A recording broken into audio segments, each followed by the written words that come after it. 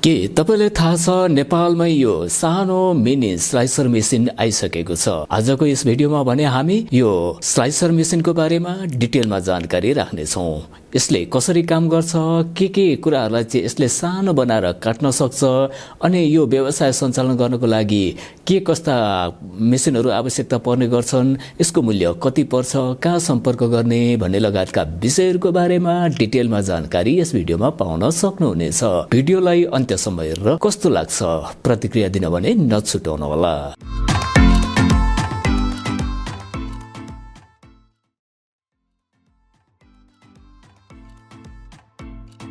फलफुललाई drying गर्ने तथा dehydrator गर्ने बिजनेसमा चाहिँ सबैभन्दा अत्यन्तै जरुरी हुने मसिन चाहिँ यो स्लाइसर मसिन, सानो मिनी स्लाइसर मसिन, जसबाट चाहिँ हामीले फलफुल, तरकारी या कुनै पनि ड्राइङ गर्नुपर्ने गोलो आइटमहरू चाहिँ यसबाट हामीले सहज रूपमा कटिङ गर्न सक्छौँ।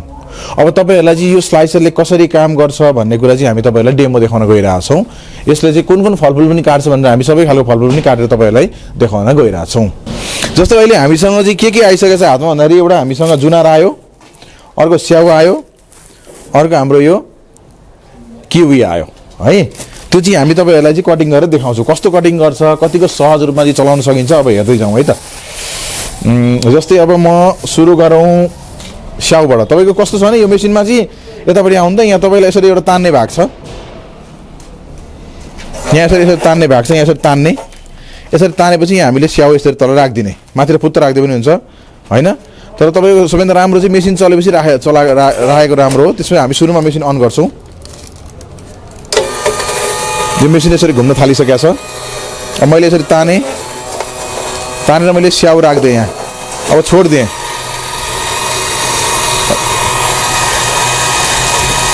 अब यसले स्लाइसिङ गर्न थालिसकेको छ। हामीले स्लाइसिङ पनि हामीले कत्रो गर्ने भन्ने कुरा हामीले कन्ट्रोल गर्न सकिन्छ। कति पातलो गर्ने, कति बाक्लो गर्ने भनेर चाहिँ यहाँ कन्ट्रोल गर्ने ठाउँ छ। यसले यहाँ स्लाइसिङ गर्न थालिसकेको छ। अब हामीले अलिक बाक्लो पनि बनाउन सक्छौँ, यहाँ कन्ट्रोल गरेर ल हेर्न सक्नुहुन्छ।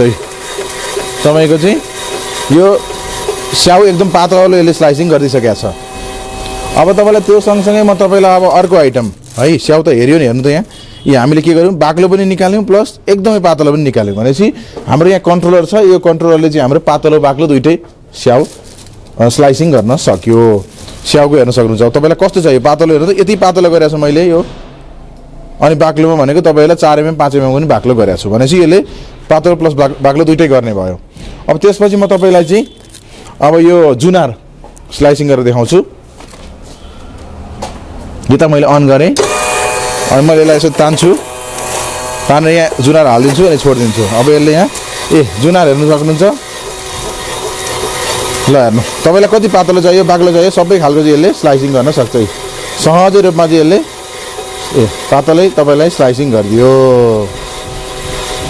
ल अब यो हेर्न सकिन्छ हामीले, कति पातलो, हेर्नु धेरै पातलो गरेको छु, बाक्लो पनि अझै गर्न सकिन्छ। अब त्यसपछि यो जुनार पनि हाम्रो स्लाइसिङ भयो। अब त्यसपछि म तपाईँलाई चाहिँ अब यो किवी स्लाइसिङ गरेर देखाउँछु। अब यसलाई अब अलिकति बाक्लो गर्नु पर्यो भने यहाँ घुमाउनु पर्यो, थोरै म बाक्लो बनाउन चाहन्छु, तर मैले थोरै घुमाएँ, अब अलिक बाक्लो आउँछ। अब मैले मेसिन अन गर्छु, यो किवीलाई यसरी यहाँ राखिदिन्छु, अनि यसले प्रेस गर्छु। अब ल हेर्न सक्नुहुन्छ, किवी अलिक बाक्लो किवी स्लाइस गरेर, ल हेर्नुहोस्, सक्यो। भनेपछि एउटा किवी स्लाइस गर्न तपाईँलाई 2 देखि 3 सेकेन्डमा यसले चाहिँ किवी स्लाइस गरेर सक्छ।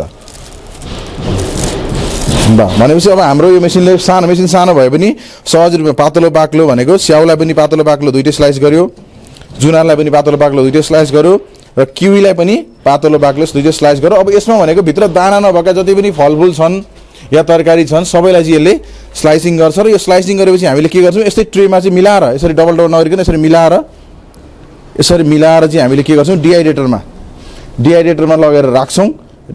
डिहाइड्रेटर राखेपछि 6 देखि 8 घन्टामा चाहिँ के हुन्छ, पुरै सुक्छ। सुकेपछि हामी त्यसलाई के गर्छौँ, अब सुकेकोलाई डाइरेक्ट प्याकिङ गरेर बजार पठाए पनि भयो, अथवा त्यसलाई अझै ग्राइन्डिङ गरेर धुलो बनाएर प्याकेजिङ गरेर बजार पठाए पनि भयो भनेपछि एउटा यो सानो स्लाइसर मेसिनले चाहिँ तपाईँको सबै खालको फलफुललाई चाहिँ स्लाइसिङ गरेर चाहिँ 2-3 बिजनेस दिने भयो।